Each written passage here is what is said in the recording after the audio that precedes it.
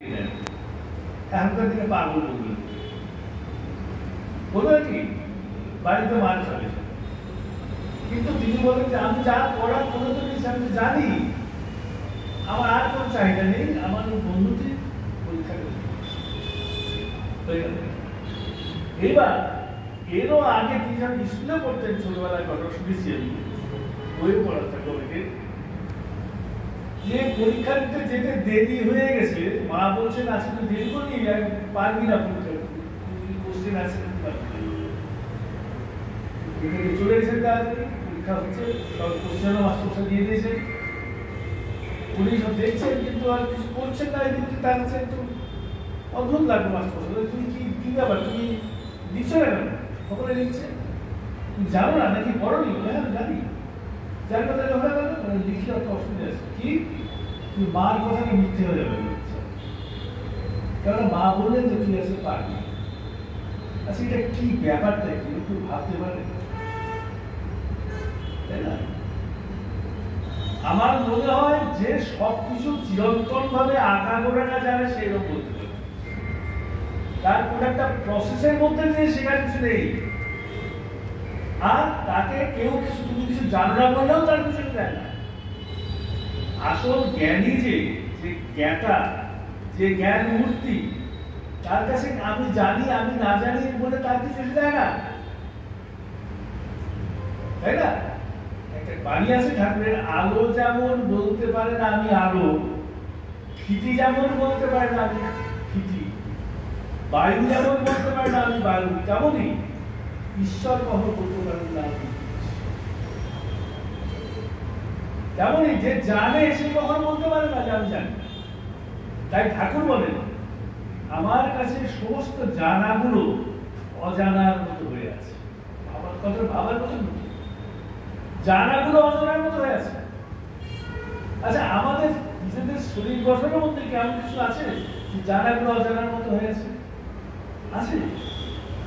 আমার চোখের দেখা, আমি জানি যে চোখ দেখছে, দেখতে না পড়ে বুঝতে দেখতে পাচ্ছি।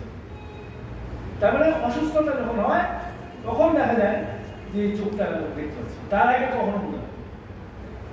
আমার দুবাটি দাঁতের মধ্যে একটা জীব আছে, আমি এখন অনর্গল কথা বলছি, কিছু মনে হয় না, কখনো মনে হয় না। একবার কামড় রাখলে তখন মনে হয় জীব আছে। তেমনই আমার শরীরের মধ্যে যত প্রক্রিয়া হচ্ছে এত সুন্দরভাবে, এত নিজের থেকে এত মসৃণ ভাবে হচ্ছে, তো হচ্ছে বলে আমি, কিন্তু বিবর্তনের ধারাতে এরকম সবসময় ছিল না।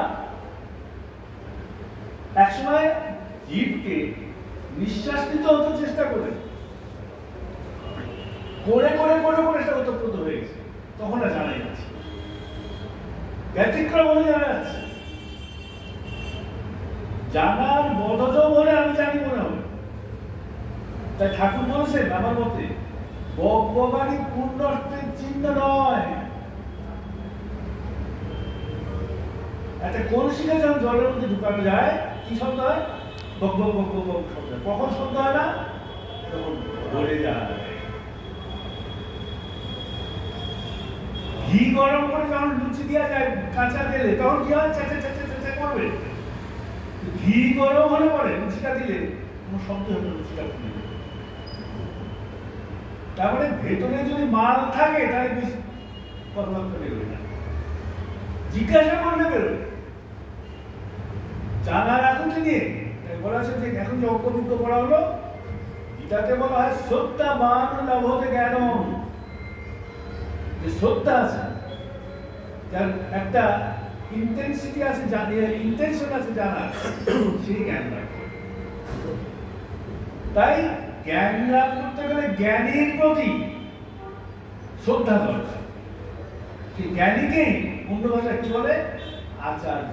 জ্ঞানী মানে পুস্তক বিদ্যা তারা আচরণ করে যিনি জেনেছেন তাকে বলা হয় আচার্য। আচার্য জ্ঞানী এবং আচরণ শুদ্ধ দুই। জ্ঞানী আচরণ শুদ্ধ না হতে পারে। যেমন আমি প্রার্থনাতে রোজ বলি, জ্ঞানী যোগী পিল রাহে সব মনে কি গান। জ্ঞানী যোগ্য মনে রাহে চলে যাচ্ছে, তাই ব্যাপার বুঝার আছে এরকম। আর এই সব কিছু বুঝতে গেলে বেশি বই টই পড়ার দরকার নেই। এরকম জিনিস তার কাছে আমরা এসে তার প্রতি যদি আমরা অনুরাগ নিবদ্ধ হই, তার মনন, তার চিন্তন, তার নাম, তার ধ্যান, তার প্রতি অনুরক্ত যদি হই, আস্তে আস্তে আস্তে আস্তে জানাগুলো আমাদের ফুটে ওঠে। আমি জানতেও পারি না যে আমি জানছি, কেননা জানার শেষ নেই। কোন একটা সময় জানাটা ফুরিয়ে যায় না, যার ফুরিয়ে যায় সে আর জানতে পারে না। তাই আমাদের ভাষা কি বলে, যতদিন বাঁচি ততদিন শিখি, সব কিছুর থেকে শিখি। এমনই সিস্টেম ছোটবেলায় একদিন কি করেছেন, পাখি ধরতে যে একটা গাছের উপরে পাখির বাসাতে হাত ধুয়ে দিয়ে কি একটা লাগলো পুষতে পুষতে বার করে সাপ, তত গাছ থেকে নেমে দৌড় মেরে পালাচ্ছে। বলছেন দৌড়ে গেলাম কিছুক্ষণ, তারপরে ভয় আর যেতে পারলো না। আমাদের হতে পারত, কিন্তু ঠাকুরের অন্যরকম হয়েছে। তিনি বলছেন এরকম হলো কেন? আমি ভয় পেয়ে তখন তো দৌড়ানো বন্ধ করতে পারিনি, ভয় পেয়ে দৌড়ালাম, মনে একটা ভয় ভাব আসলো, দৌড়ালাম, কিছুক্ষণ পর আমার মনে ভয় আসলো আর দৌড়াতে পারলাম। তারপরে আমি দেখলাম যে ভাব অনুযায়ী কর্ম করলে মনের মধ্যে আসল ভাবটা, তখন আমি দেখলাম ইষ্টকে বিশ্বস্তরিকা করে, ইষ্টকে ভালোবেসে রোজ কিছু দেওয়া যায় কর্মের মাধ্যমে। তার প্রীতিজনক কর্ম যদি করা যায়, অনুরাগ নিয়ে যদি করা যায়, প্রেম দিয়ে যদি করা যায়, তারপরে তার প্রতি অনুরাগ আমাদের বেড়ে। তাই যে কোনো সাধক, যে কোনো বড় বড় সাধক, উপলব্ধিমান পুরুষ কি বলছেন, বিনা প্রেম সে নাহি মিলে নন্দ লালা। পঠন পাঠন করে মেয়েকে বলেনি, তাই না? বিনা প্রেম সে নাহি মিলে নন্দ লালা, কে বলছেন মীরাবাই। সদস্য ভালো করে গান লিখেছেন উনি, কিন্তু গান লিখে নন্দলালকে পাওয়া যায় করে বিনা প্রেম সে নাহি। শ্রীকৃষ্ণ চৈতন্যতে একজন মহাপ্রভু বলছেন যে তুমি আমাকে তোমার সেবার চাকর নিযুক্ত করো,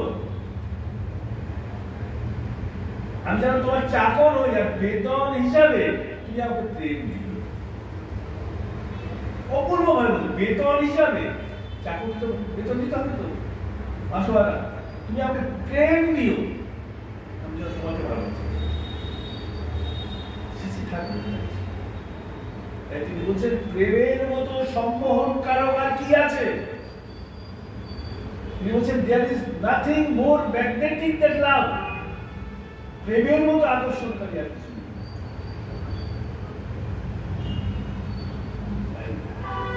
সিস্টেমের কাছে বহু লোক ব্যক্তিত্বের আকর্ষণে, প্রেমের আকর্ষণে, ভালোবাসার টানে, যেমন তৃষ্ণার্ত মানুষ জলের টানে ঘুরে মরিচিকার দিকেও জল নেমে চলে যায়, মেয়েটাকে ধরবি জলের আগে ছুঁয়ে তো যায়। বহু মানুষ তাদের সকলে ঠাকুরের দীক্ষিত নিচ্ছে তা নয়, এমনি বহু লোক আছে, বড় বড় লোক, ভালো ভালো লোক, জ্ঞানী গুণী, ইন্টেলেকচুয়াল যাকে বলে সেরকম লোক। তেমনই অ্যাসোসিয়েট প্রেসের তখনকার বিরাট একটা সংবাদ সংস্থা ছিল, সেই প্রেসের একজন সাংবাদিক ছিলেন তখনকার খুব নাম করা, তার নাম ছিল বিধুভূষণ ঘোষ, বিধুবাবু বলে। তিনিও শ্রীশ্রমের কাছে মাঝে মাঝেই আসতেন, কথা শুনতে, জিজ্ঞাসা করতে, পেপার টেপারের মধ্যে তিনি কাজ করতে, সংবাদদাতা সাংবাদিক ছিলেন, বহু কথা আলোচনা তার সাথে। যাদের ইন্টারেস্টে যারা, তারা বই পড়ে দেখতে পাওয়া আছে। সে বিধুবাবুর সিদ্ধান্ত এসে বলছেন, খুব কৃতজ্ঞই রয়ে একটা জিনিস জিজ্ঞাসা করতে চাই,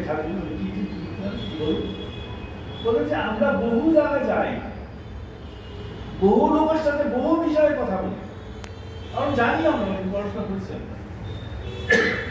একটা জিনিস ভেবে অবাক লাগে, যে কোনো বিশেষজ্ঞের সাথে আমরা যার বিষয়ে আলোচনা করি না কেন, আপনার সাথে যখন কথা বলি আপনি সেই বিষয় থেকে বেশি জানেন।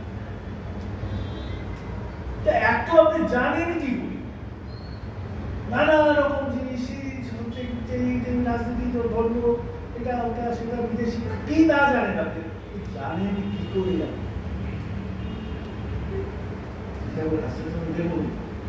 আমি নিজে জানি বলে কিছু জানি।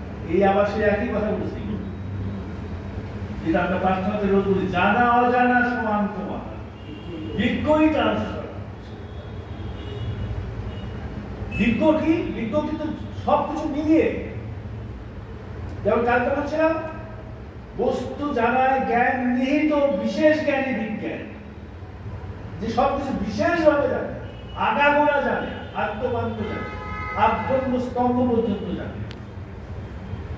সেই সময় দেখুন, আমি কিছু জানি বলে আমি জানি, কিন্তু অনেক সময় বলছেন কথা এই ভাষায়, আমার মধ্যে সমস্ত জানাগুলো অজানার মতো হয়ে আছে। এটা আমি বুঝতে পারবো না, শুনতে ভালো লাগে, ব্যাপারটা কে বুঝতে পারবো না, ঠাকুরকে দেখে বুঝতে পারবে।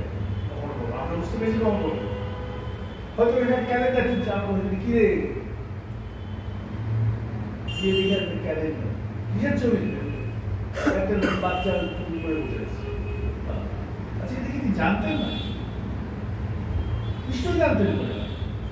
তিনি দেখছেন হয়তো যে আমার রেসপন্সটা কি, কত তাড়াতাড়ি আমি পড়াটাকে ক্যারিয়ার করতে পারি। এটা হতে পারে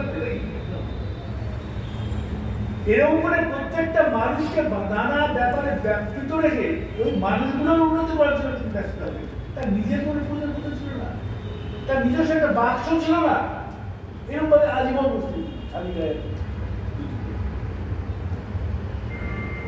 বিধুবাবুকে ঠাকুর বলছে যে আমি নিজে জানি বলে কিছু জানি না, কিন্তু বাবা, কিন্তু সূত্র, এটা সূত্র, কিন্তু আমি জীবনকে বড় ভালোবাসি। এই অদ্ভুত কথা, জীবনকে কেনা ভালোবাসে? ঠাকুরকে একা ভালোবাসে? ভালোবাসে না, যার জীবন আছে সেই জীবনকে ভালোবাসে। আমি জীবনকে বড় ভালোবাসি, আর জীবনের জন্য যা যা প্রয়োজন তাই আমি ভালোবাসি। জীবনের খাতিরে এর বিরাট কথা।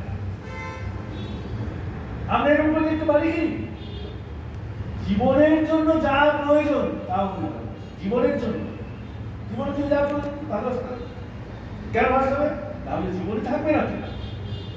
জীবনের জন্য কি প্রয়োজন, কি না প্রয়োজন, এটা বলা শোনা। জল, মাটি, বাতাস, গাছপালা, পশু পক্ষী, জঙ্গল, পাহাড়, নদী, সমুদ্র, কি না, আশেপাশে, সামনে, পিছনে, দূরে, নিকটে, সব কিছু। আমাদের সুন্দরের গানে বলছিল যে বিপুরায় পৃথিবীর কতটুকু জানি, বিরাট পৃথিবীর জানি কতটুকু। এইসব বদল বদল রাস্তা একটা কবিতা কি বলছে, দেখা হয় নাই দু চোখ মিলিয়া, ঘর হতে দুই পা ফেলিয়া, একটি ধানের শিশির উপর একটি শিশির, কাছাকাছি না দেখতে পারি। কাছের কি, কাছের দূরে সব মিলে দেখা, কাছেটাই ভালো করে দেখা হয়, ভালো করে দেখা হয়। সেটা করে একধাপ দাঁড়িয়ে বলেছেন যে বই পত্র করে কি হবে, মানুষকে পড়ো। একটা বাড়িতে বলছেন, মানুষ নিয়ে সব ফুটুনি, ধন জন কৃষি শিল্পের, ওরে ওরে পাগল বেকুব, চর্চা নিধাও সেই মানবে। কিন্তু মানুষ নেই তো সব, মানুষ নিয়ে সব ফুটুনি, ব্রাহ্মী ভাষা বলছে। ধন জন কৃষি শিল্প কোনটা মানুষ ছাড়া হয়? ওরে ওরে পাগলা বেকুব, চর্চা নিধাও সেই মানুষের। এই মানুষের চাষ করতে পারছিস না, মানুষ তৈরি করতে পারছিস না, এগুলো চলবে কি করে ঠিক না? সেই বিধুবাবুকে বলবেন যে আমি জীবনকে ভালোবাসি, তাই জীবনের জন্য যা প্রয়োজন সবকে ভালোবাসি। যেমন ধরুন একটা কথা বলছেন, উদাহরণ দিয়ে, হত্যা ব্যাপারটা আমি পছন্দ করি, বেঁধে ফেলা তিনি পছন্দ করেন, রক্ত পছন্দ করেন না, লাল রঙের ফুল তিনি পছন্দ করেন না, লাল আসন তিনি পছন্দ করেন না, কেন করে রক্তের সাথে আইডেন্টিফাই হয়ে যায়। কিন্তু একটা শিকারী যখন এসে আমার কাছে বাঘ মারার গল্প বলে, আমি খুব মন দিয়ে শুনি। এখানে হলো চাল আর কাপড় বাসার পদ্ধতি, সবই মেশানো, ভালো মন্দ মেশানো। শুনি কেন? ওই সময় শিকারে কি করে, কেমন তার সাবধানতা নয়, কি করে বাঘ অ্যাটাক করে, কোন জায়গায় বসে, বাঘ কি করে, পরিবেশটা কেমন থাকে, খুঁটিয়ে খুঁটিয়ে আমি শুনছি। ওর মধ্যে থেকে যদি প্রয়োজনীয় জিনিস আমার মেমোরিটা আমি রেখে দিই, আর সেটাকে ডিসিফাই করে আমি অভিজ্ঞতা যাবে সামনে জমা করে রাখি, জীবনের প্রয়োজন যে লাগে। এই হচ্ছে জ্ঞান আবরণের পদ্ধতি। তাই ঠাকুর বলছেন, ভালো কিছু করতে গেলে মন্দ এসে জুটবে, ভালোটাকে তুলিয়ে দিও, মন্দ দিলে চলবে। যদি আমি চাই যারা আছেন, আমি তার মধ্যে শুধু ভালোই আছে, খারাপ না, না সবই আছে। মেটিকুলাসকে দেখলে ভালোই বেশি আছে, কিন্তু দূরদর্শন দৃষ্টিতে আমরা দেখি করে খারাপ না। আমার ধৈর্য, সহ্য, অধ্যবসায়, সহনশীলতা, গুণগ্রাহিতা নেই বলে দেখা যাচ্ছে যে খারাপটা হচ্ছে আমার মধ্যে। কবিরা একটি দোয়া আছে, খারাপ জিনিস দেখতে গুরুদেব আমাকে পাঠালেন, আমি বহু দেখলাম খারাপ বুঝতে, বহু জায়গায় গেলাম, কোথাও খারাপ পেলাম না। সেটা বাড়ি এসে নিজের মধ্যে দেখলাম আমার থেকে খারাপ। আমার খারাপটা কেন? কেননা আমি খারাপগুলোকে ম্যানিপুলেট করে ভালো করতে পারি না, ওটা একটা অক্ষমতা। আমি চাল আর কাপড় থেকে চালটা আমি শিখতে পারি না। কাপড় আমার দুটো থাকতেও কাপড় আমার মুখে লাগে, তখন আমি কাপড়কে গালাগালি কি দোকানদারকে গালাগালি। একটা গল্প করে বললো, ছোট্ট কবির গল্প। একটি কাজের মেয়েকে বাড়ির গিন্নি বসে চালগুলো বেছে দে, চাল বেছে দিয়েছে। তারপরে তার প্রতি ধরে কাজ করতে আবার এসছে, বলছে কি করে চাল বাঁচি তুই? তার এখানে কাপড় মাঝে মাঝে বাঁধে শব্দ।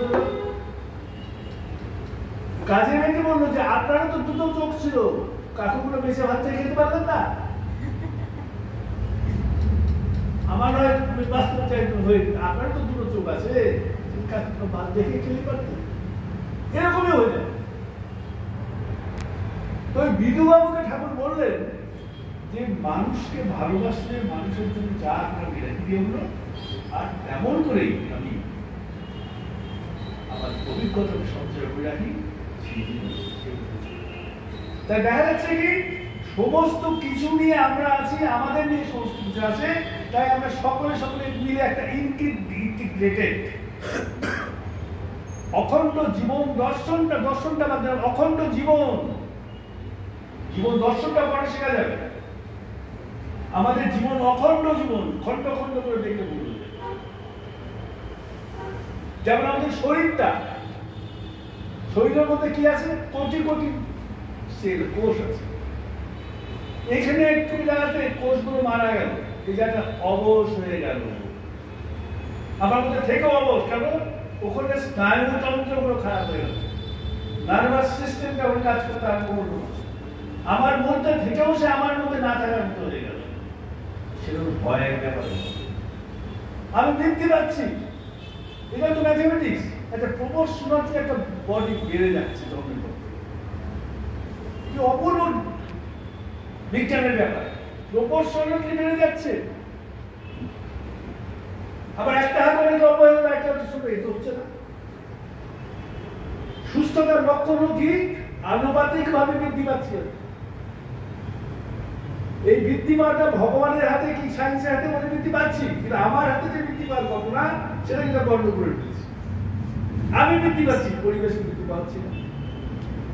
আমি বৃদ্ধি পাচ্ছি, আমি ভাবছি আমি যদি পাশের লোকটাকে দাবিয়ে না রাখি আমি বৃদ্ধি পেতে পারবো না, এটা আমার অসুখ। আমি বৃদ্ধি পাচ্ছি শারীরিকভাবে, এইখানে একটু বেশি বৃদ্ধি পেয়ে গেল। ডাক্তার বললো যে সাংঘাতিক অবস্থা, টিউমার, ক্যান্সার।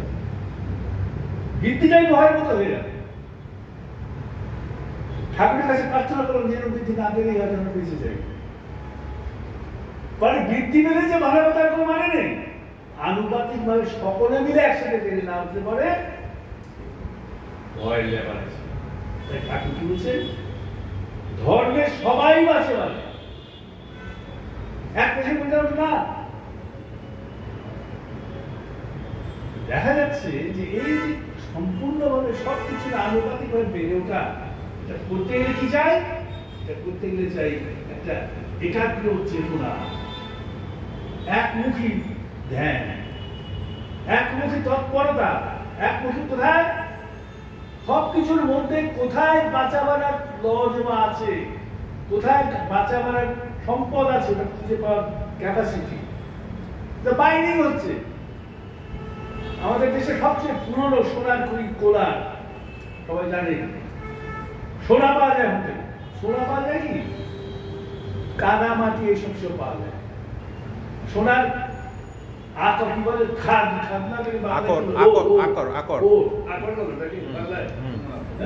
খনিজ পাওয়া যায়।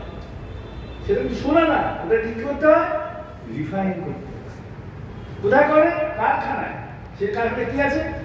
স্পেশাল যন্ত্র আছে, এক্সপার্ট আছে, তারা রিফাইন করে যখন বেরিয়ে আসে তখন সোনা, যার দাম এখন 1,00,000 টাকা 10 লাখ। তেমনি মানুষের মেশিন থেকে যদি সত্যি মানুষ বেড়ে ওঠে, সেই মানুষের সম্পদ কত সহজ। সেটা হয় কি করে সেটা আমরা জানি না, কিন্তু আমরা মানুষ তৈরি করছি কি? মানুষ বেড়ে যাচ্ছে, বেড়ে যাচ্ছে, জ্ঞানে গুণে বুদ্ধিতে বাড়ছে, চরিত্র সম্পদে বাড়ছে, অর্থে বাড়ছে। আর আমাদের মতো অর্থে যারা বাড়ছে না, তাদের কম পয়সা, তাদের আমরা মানুষ গরিব ভাবছি, গরিব সমাজে নিচু তারা। অথচ তার মধ্যে কিছু করিও নেই। কিন্তু কেন করছি না? আমাদের প্রেম নেই। প্রেমটা এমন একটা জিনিস, বায়ুর মতো সব জায়গায় ছড়িয়ে পড়ে, এক জায়গায় বন্ধ থাকে। রবীন্দ্রনাথ বলছেন, গোপনে প্রেম রয় না ঘরে, আলোর মতো ছড়িয়ে পড়ে। যদি প্রেম একবার হৃদয় জাগরিত হয়, তাহলে কখনো কনফাইন থাকে না। কিন্তু সে তখন সে 2 হাত বাড়িয়ে পৃথিবীর সমস্ত মানুষকে আলিঙ্গন করেছে। শ্রী ঠাকুর গাইছে। তার মধ্যে জ্ঞানেরও কম ছিল না। তিনি 22,000-এর উপরে বাড়ি দিয়েছেন, 10,000 ছড়া বাড়ি আছে, ইংরাজি বাড়ি আছে 2,000-2,500। কিন্তু তাকে জ্ঞানী বলে কেউ বলতে প্রেমময়, প্রেমময়, পরম প্রেমময়, শুধু না পরম। কেননা তার প্রেম দেওয়ার মধ্যে কোনো কন্ডিশন নেই, আনকন্ডিশনাল লাভ। তার একটি চাহিদা, তোমরা ভালো থাকো। এটা হচ্ছে বিশুদ্ধ ধর্ম। তোমরা তাই যা কিছু আছে ভালো মন্দ সব মিশিয়ে যারা আমরা আছি, তার মধ্যে থেকে ভালোটাকে যদি চুজ করতে হয়, ঠাকুর বাড়িতে আছে ভালো দেখার চোখ, দুঃখ আঘাত বিঘ্নে দেখে সুবর্ণ সুখে। তাই কি বলছিলাম? হ্যাঁ, তার মানে যে আছে কিন্তু খারাপ আছে, এর মধ্যে পজিটিভ কোথায় আছে? যেমন সোনার খনির মধ্যে কাদা বাদা মিশানো একটা মাটি বেরোলো, সোনার কোথায় আছে? আগে যাত্রা করে জিওলজিস্টরা পরীক্ষা করে দেখে এর মধ্যে ট্রেস অফ গোল্ড আছে, তখন সেটাকে ডিফাইন করতে দেয়। সেটা বলছেন মানুষ যদি এমন করতে হয়, তাহলে কি করতে হবে? সেখানে বাড়ি করা হয়েছিল মারাত্মক বাড়ি, হওয়া মানুষকে তৈরি করা যায়, বরং তার বৈশিষ্ট্যকে পোষণে পুষ্ট করে উৎপন্ন করে দেওয়া যায়। যেমনটা ল্যাংরাম এই দেশে ঠিক তেমন, এই মাটিতে তেমন সাইজে বড় হচ্ছে না, সার দিয়ে যত্ন করে তাকে বড় করে দেওয়া যায়, ল্যাংরামের সারটা হবে। কিন্তু একটা বিজুয়ানকে কখনোই ল্যাংরাম করা যাবে না, হাজার কিছুতেই হোক। কেননা বীজগত বীজ সম্পদটাকে ঠাকুর বলছে শ্রেষ্ঠ। বীজের একটা সবচেয়ে বড় বৈশিষ্ট্য কি? হাজার হাজার বছরও নষ্ট হয় না, যদি না ক্রস ব্রিডিং হয়। ল্যাংরামের সাথে ল্যাংরামের বীজ রেখে দিলে আজীবন ল্যাংরামই থাকবে, যে কলম করে দেওয়া যাবে একটা ফসলিয়ামের সাথে, আর ল্যাংরাম পাওয়া যাবে। এগুলো এখন সোজা মনে হচ্ছে, কিন্তু তখনকার দিনে ঋষিরা যারা এগুলোকে অবজার্ভ করে একটা নিয়ম কানুনের মধ্যে বেঁধে দিয়েছিলেন, তারা কত বড় প্রাজ্ঞ, কত বড় ঠিক করছে তোমার দক্ষিণ ভালো লাগে। এখন ওই সব জিনিসগুলো ওপরতে আমরা পেয়ে যে ফালতু লোকগুলো তুলে দিচ্ছি, তার ফলো পাচ্ছি। একটা বাড়ি দেখার আমাদের এখানে সভ্য সমাজে কোন একটা বাড়ি টোটাল পিসফুল বলা যায় কি? বলা যায় সকলে অসুবিধা, ঝামেলার মধ্যে আছে, একাতেও ঝামেলা, সকলকে নিয়েও ঝামেলা। তারপরে ঝামেলা নিজের মধ্যে, প্রত্যেকটা মানুষের নিজের মধ্যে ঝামেলা করতে, সেই ঝামেলার চিকিৎসা করার জন্য অ্যাভেলেবল যে সাইকোলজিস্ট তাদের দ্বারা হবে না। এই যে ঋণ পাস আছে নাকি নির্বাচন মানুষকে নিভ্যান্স কেন ধরে আছে, আমি গেছিলাম নিভ্যান্স, হ্যাঁ, ওদের দ্বারা হবে না, ওরা করছো দেবো, ওর বাইরে যেতে হবে। সেটা কি? মানুষের উৎপত্তি কোথায় হলো? সভ্য মানুষের জিজ্ঞাসা করে না সে উৎপত্তি কোথায় হলো, হওয়া মানুষটা হলো কি করে, কোন ক্রোমোজোম, কোন জিন কম্বিনেশন বিজ্ঞানীরা দেখেছিল, বলেছিল। পশু মধ্যে, ছাগলের মধ্যে, ভেড়ার মধ্যে, গরুর মধ্যে, ফুলের মধ্যে, ভুট্টার মধ্যে, ধানের মধ্যে আমরা দেখছি। এখন যারা দেখছে সেই মানুষ নিজের মধ্যে দেখছে, সেই সময় তার চোখে ঝুলি পড়ে যাচ্ছে। কেন? কেননা এই যে প্রসেসটা, এই যে যৌন প্রসেস, স্ত্রী পুরুষের মিলন প্রসেস, সেটা একটা বৃত্তিগত ব্যাপার। সেই বৃত্তিগুলো সব আমাদের মধ্যে আছে, আর বৃত্তিগুলোকে আমরা ওভারকাম করে তাদের নিয়ন্ত্রণে রেখে ব্যবহার করতে পারছি না। ওরাই আমাদের রাখছে কামাবেগ থেকে দেখছি সবকিছু, আর সেইভাবে ভ্রান্তি হয়ে যাচ্ছে। সবচেয়ে প্রথমেই দরকার, অতি প্রথম জীবনের প্রথম থেকে গুরুর কাছে এসে হাজির হয়ে তার সাথে যুক্ত হয়ে তার অনুশাসন মতে চলা, একেরা চলা। প্রথমে বলা হয়েছে ইংরেজিতে এইসব নীতিবিধি শুধু ভারতবর্ষের জন্য তা নয়, চ্যারিটি বিগিনস অ্যাট হোম। এটা বাংলা না, এটা বিদেশি প্রভাব। নিজের বাড়িতে এত করো, নিজে হও, হয়ে ওঠো, হয়ে ওঠে পদ্ধতি কি? করো, করে হয়ে ওঠে। বারবার শিশুর সবচেয়ে বেশি করে যেটা বলে যে দীক্ষিত। বহুদিন আগে তিনি একটা বলছিলেন যে আপনারা যারা আছেন, আপনাদের উপরে তো আমার একটু বিশ্বাস আছে, কিছু বোধ বুদ্ধি আছে, যেন বোঝাটা এখনো কিছুটা পরিষ্কার আছে, কিন্তু বাইরে রকম সকম দেখলে আমাদের সুন্দর হয়, ভয় হয়। রকম সকম দেখে মনে হয় যে এই যে অর্থহানি, এই যে সম্পদহানি, এই যে যুদ্ধ বিগ্রহ কিছু না, এসব ওয়ার্কআপ করা যায়। শ্রী শ্রী ঠাকুর যখন 46 সালের 1 সেপ্টেম্বর দেওঘরে চলে এসেছিলেন, তখন ওখানে 2 কোটি টাকার উপরে বেশি সম্পত্তি বেড়ে গেছিল। একদিন ওই শব্দ কোনো কথা উচ্চারণ করেননি, ওভারকাম করেছেন, সমস্ত যুগের করেছেন। তাই বলছেন যা দুর্দিন আসছে তার কাছে অর্থহানি, এই সম্পদহানি, এই বাধানি এদের কিচ্ছু না। আমার রকম থেকে মনে হয় মনুষ্যত্বের মূল বুনিয়াদটাই নষ্ট হয়ে যাবে। হয়নি কি? এর থেকে আর কার বেশি কি নষ্ট হবে? যাদের নষ্ট হয়নি তারা চেন দিয়ে নিজেকে কোনো তাদের সুপুরিয়ার বেঁধে রেখেছে। মোটামুটি বহুত কষ্ট করে আছে বাইরে, বহুত গর্জনা, বহুত নিন্দা, বহুত ক্রিটিসিজম এসব শুনে আছে। কেউ বলছে ব্যাকওয়ার্ড, কেউ বলছে কিছু জানে না, কেউ বলছে মডার্ন না, কেউ বলছে এরা কি গরিব, কিন্তু তারা লেগে আছে বলে কিছুটা বেঁচে আছে। ঘরে বেঁচে আছে ভালোভাবে, আর বাইরের প্রভাব আস্তে আস্তে আস্তে আস্তে। দীক্ষা, শিক্ষা, বিবাহ, এই 3টে জিনিস ছাড়া আর কিছু নেই। দীক্ষাতে কি আসবে? কনসেন্ট্রিক অ্যাটিটিউড, কনসেন্ট্রিক মুড,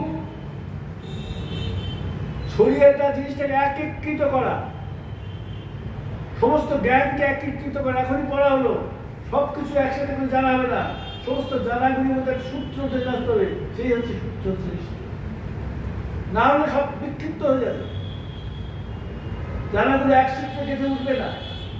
শিক্ষা হলো তদনুরূপ বৈশিষ্ট্য অনুযায়ী শিক্ষিত হতে হবে। যে শিক্ষাতে কি আছে? শ্রদ্ধা। প্রথম শ্রদ্ধা পাবে যোগ্য যারা, দাবির পূরণ পাবে। শ্রদ্ধা মানে কি? তার শ্রদ্ধার প্রথম ক্রাইটেরিয়া হলো প্রত্যেকটা মানুষকে তুলে ধরা, কাউকে পেছনে রেখে। ঠাকুর প্রতিযোগিতার ব্যাপারটাকেই পছন্দ করেননি, কম্পিটিশন। ঠাকুর বলছেন প্রতিযোগিতায় ইতরহম না থাকা,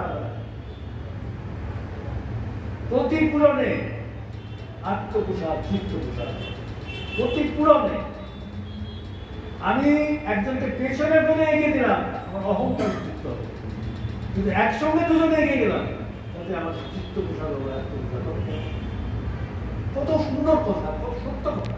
যদি কেউ নিজের মধ্যে একবার তাকিয়ে থাকে, যদি কেউ নির্ভীতে বিচার বিচার করে, তাহলে ফেলে দিতে পারবে।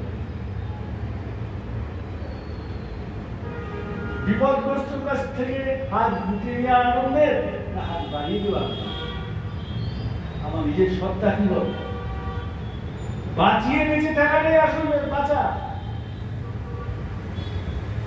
তাই সমস্ত জ্ঞান তার সারমর্ম, যেমন ডক্টর অফ ফিলোসফি, সমস্ত জানার সারমর্ম যা কিছু আছে সেগুলো জানার সারমর্ম। তার লাস্ট পয়েন্ট হলো ইষ্টে একনিষ্ঠতা। ইষ্টে একনিষ্ঠতা নষ্ট করো না। ধর্ম সাধনায় যার বৃত্তি হতে যেও না। যার বৃত্তি মানে কি? আজ এখানে, কাল ছেড়ে, তার প্রতিটি জায়গাতে পাতা বেড়ে খাচ্ছে, তাতে তো যেও না। তাতে কিন্তু ইতস্পষ্ট ততস্পষ্টটা অবশ্যম্ভাবী, তুমি তোমাতে থাকবে না। এই কথা তো শেষ নেই, বলার শেষ নেই, বলার নেশা আছে, আনন্দ আছে। বলার মাধ্যমে তাদের লক্ষণ যাজন সেবা, যাজনেই উপভোগ, তাই হচ্ছে আমার এখন। সেই প্রেরণায় কর্ম আসে, কর্মে পূর্ণ জীবন। কর্মটা কি করে? ইষ্টপতি চলা, বাস্তবে বলা, বাস্তবে আসা, বাস্তবে যাওয়া, বাস্তবে চিন্তা করা, আরো কি করা, উদ্ভাবন শক্তি নিয়ে করা। একটা মা যখন পেটে বাচ্চা থাকে, বাচ্চা দেখেনি তো সে আগে থেকে কত কিছু করে, কাটা নেই, কাটা উল্টা করবো, ছেলে হবে কি মেয়ে তাও জানে না, কিন্তু আশ্চর্য কি এখন দৃষ্টি করতে হয়, কি আনন্দ দেবো, এই যে স্যাটিসফ্যাকশন।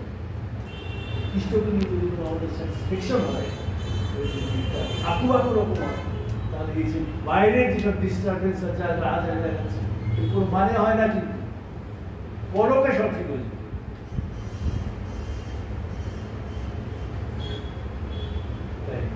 আসুন, নম্বরে কয়জন সেটা কোনো ব্যাপার নয়।